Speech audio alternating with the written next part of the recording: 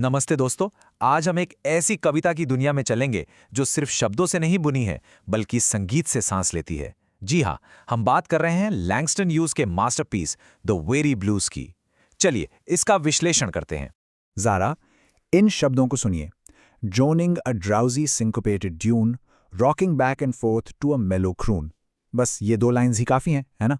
ये हमें सीधा उस माहौल में ले जाती हैं जहां ये कविता जिंदा होती है। इमेजिन कीजिए, एक क्लब, धुंधली सी रोशनी, एक थका हुआ म्यूजिशियन और ब्लूज़ की वो धुन जो सीधा दिल में उतर जाती है।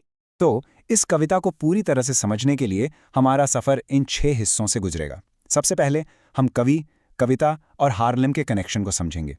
फिर हम द वेरी ब्लूज़ के अंदर झांक कर देखेंगे। इसके बाद हम उस दर्द के रिदम को महसूस करेंगे। फिर देखेंगे कि कैसे शब्दों से संगीत बनता है। इसके बाद कला, दुख और जीवन के थीम्स पर बात करेंगे। और आखिर में एक ऐसा सवाल जो आपके जहन में रह जाएगा। चलिए शुरू करते हैं हमारे पहले सेक्शन से, पोएट, पोएम एंड हार्लेम। देखिए, किसी भी आर्ट पीस को अकेले में नहीं समझा जा सकता। ये जानना जरूरी है कि उसके पीछे कौन है, कौन सा वक्त था और क्या माहौल था। ये ऐसा है जैसे शब्दों के पीछे की दुनिया को समझना। तो ये हैं लैंगस्टन ह्यूज, जिनका जन्म 1902 में हुआ। इनका काम एक बहुत ही खास दौर में सामने आया जिसे हम 1920s का हार्लम रेनेसांस कहते हैं।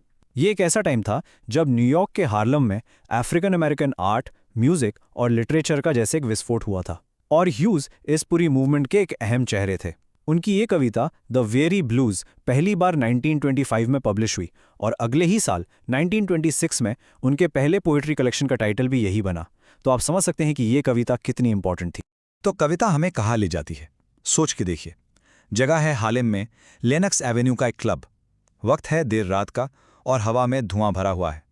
उस वक्त हार्लेम ब्लैक कल्चर का दिल था। तो ये कोई आम जगह नहीं है। ये वो जगह है जहां लोगों का दर्द, उनकी खुशी, उनका अस्तित्व सब संगीत में पिघल जाता था। ठीक है, तो अब जब हमें बैकग्राउंड पता चल गया है, चलिए सीधे कविता के अंदर चलते हैं। हमारा अगला सेक्शन है इनसाइड द वेरी ब्लूज। आखिर इस कविता में हो क्या रहा है, क्या है इसकी कहानी? तो कहानी शुरू होती है। जो नैरेटर है, यानी जो हमें ये कहानी सुना रहा है, वो एक ब्लैक म्यूजिशियन को पियानो बजाते हुए देख रहा है। संगीत कैसा है? थोड़ा रैगी, थोड़ा सिंकपेटेड, मतलब आम धुन से थोड़ा हटके, लेकिन रूह से भरा हुआ। फिर वो म्यूजिशियन गाना शुरू करता है, द वेरी ब्लूज, जो गहरे अकेलेपन का गीत है।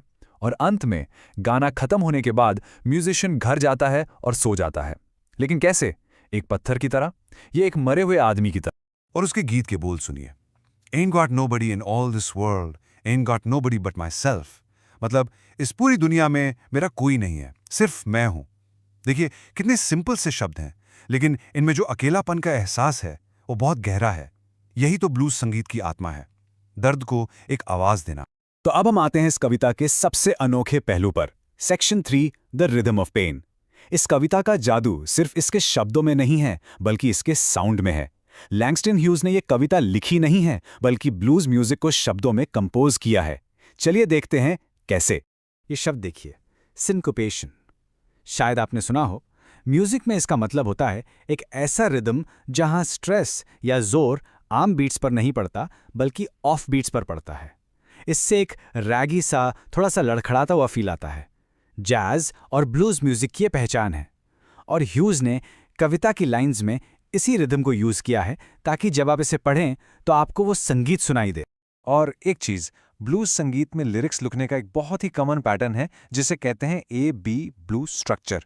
इसका फॉर्मूला बड़ा सिंपल है। A मतलब आप एक बात कहते हैं, फिर से A मतलब आप उसी बात को थोड़ा बदल कर रिपीट करते हैं, और फिर B मतलब आप उसका एक कंक्लूजन या रिस्पॉन्स देते हैं। और देखिए ह्यूज ने इसी स्ट्रक्चर को कविता में कितनी खूबसूरती से इस्तेमाल किया है।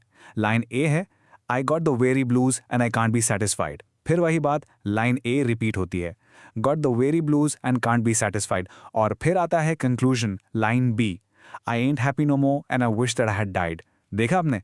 स्टेटमेंट, रेपिटेशन, रेजोल्यूशन, बिल्कुल एक ब्लूज गाने की तरह। ओके, तो रिदम की बात हो गई। अब आगे बढ़ते हैं सेक्शन 4 में, हाउ वर्ड्स मेक म्यूजिक। यहां हम उन लिटरेरी डिवाइसेस यानी उन खास तकनीकों को देखेंगे जिनका इस्तेमाल ह्यूज ने शब्दों से संगीत और माहौल बनाने के लिए किया। सबसे पहला है एलिट्रेशन। इसका मतलब है जब एक ही कॉन्सोनेंट साउंड बार बार रिपीट होता है, जैसे कविता की पहली लाइन में ड्राउनिंग और ड्राउजी, यहाँ डी की आवाज ड, ड्र, ड्र। इससे पढ़ते ही एक गुनगुनाहट, एक नींद जैसा एहसास होता है, बिल्कुल उस म्यूजिशियन की थकान जैसा। अगला डिवाइस है पर्सोनिफिकेशन, यानी किसी बेजान चीज को इंसान की तरह दिखाना। और इसका एग्जाम्पल तो लाजवाब है। ह्यूज लिखते हैं, he made that poor piano मोन विद मेलोडी। यहाँ पियानो बज नहीं रहा, वो दर्द से कराह रहा है, जैसे पियानो भी जिंदा हो और उस म्यूजिशियन का सारा दर्द महसूस कर रहा हो। और फिर है सिमिली। ये तो काफी कॉमन है, जब हम लाइक या एज का यूज करके दो चीजों को कंपेयर करते हैं। कविता के आखिर में लाइन है, स्लेप्ट लाइक अ रॉक और अ मैन दैट्स डेड। यहाँ म्यूजिशियन की नींद की तुलना दो चीजों से की गई है, एक पत्थर से और एक मरे हुए आदमी से। ये कंपैरिजन इस कविता के एंड को इतना पावरफुल और अजीब सा बना देता है। चलिए अब हम आते हैं इस कविता के दिल पर, section 5, art, suffering and survival. क्योंकि ये कविता सिर्फ एक गाने के बारे में नहीं है, ये उससे कहीं ज्यादा गहरा है। ये इस बारे में है कि आर्ट यानी कला मुश्किल वक्त में जीने का जरिया कैसे बनती है। तो इसके की थीम्स क्या हैं? पहला, द ब्लूज एज एक्सप्रेशन, मतलब आर्ट सिर्फ एंटरटेनमेंट नहीं है, ये अपने दर्द और तकलीफ को बाहर निकालने का एक जरिया है। दूसरा, सफरिंग एंड रेजिलियंस, ये जो वेरीनेस या थकान है, ये सिर्फ एक आदमी की नहीं बल्कि उस पूरी अफ्रीकन अमेरिकन कम्युनिटी के अनुभव की थकान है। और तीसरा, आइसोलेशन वर्सेस कनेक्शन, एक अकेले आर्टिस्ट और उससे जुड़ने वाली ऑडियंस के बीच का रिश्ता। और यहाँ एक बहुत ही खूबसूरत पैराडॉक्स है। एक तरफ है अकेलापन, आइसोलेशन। म्यूजिशियन अपने गीत में कहता है, ain't got nobody but myself. ये उसका पर्सनल दुख है। लेकिन दूसरी तरफ है कनेक्शन। जब वो गाता है तो सुनने वाला, जैसे कि हमारा नरेटर, उसके दर्द से जुड़ जाता है। तो आर्ट यहाँ क्या कर रही है? वो एक इंसान के अकेलेपन को एक शेयर्ड एक्सपीरियंस, एक साझे अनुभव में बदल रही। और इसी के साथ हम अपने आखिरी सेक्शन पर आ गए हैं, section 6, A final haunting question. क्योंकि इस कविता का जो अंत है वो आपको आसानी से छोड़ेगा नहीं, वो हमारे सामने एक सवाल रखकर चला जाता है। तो ये आखिरी line, he slept like a rock और अ मैन दैट्स डेड, इसका मतलब क्या है? देखिए, इसके दो रास्ते हैं। इंटरप्रिटेशन ए कहता है कि ये कथासिस है, मतलब गाने के जरिए उसने अपना सारा दर्द बाहर निकाल दिया और अब उसे शांति की नींद आ गई, एक रिलीज मिल गया। लेकिन इंटरप्रिटेशन बी कहता है कि ये एग्जॉस्शन है, मतलब उसकी थकान इतनी गहराई तक है कि नींद भी एक तरह की मौत है, जिंदगी से बचने का एक जरिया। आपको क्या लगता है? तो ये हमें इस बड़े सवाल पर लाके खड़ा कर देता है, द ब्लूज ये एक इलाज है या सिर्फ उस बीमारी का एक सिम्टम? क्या कला, क्या आर्ट हमारे दुख को सच में ठीक कर सकती है या सिर्फ उसे थोड़ी देर के लिए सहने लायक बना देती है? इस सवाल का जवाब शायद ह्यूज ने हम पर छोड़ दिया है।